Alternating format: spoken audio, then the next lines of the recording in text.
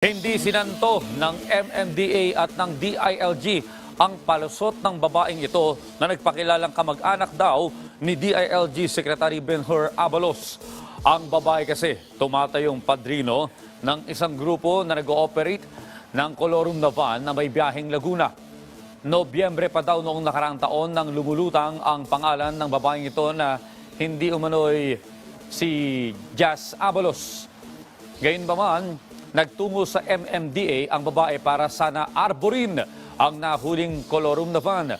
Pero hindi umubra ang modus ng babae dahil mahigpit ang bilin ni Abalos na kahit kamag-anak, kung may ginagawang mali ay dapat arestuhin.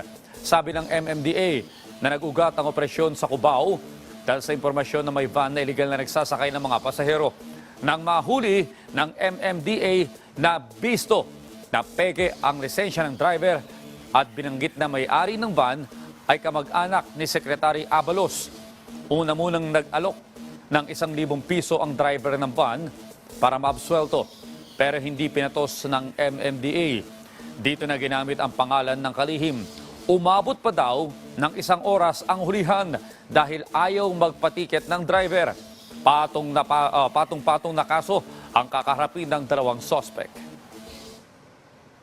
Ng pagtetreat sa ating mga operatives or sa ating mga enforcers dahil hindi lang naman po yung driver ang bumaba. Meron po ilang mga tao na pumaligid po sa ating enforcer.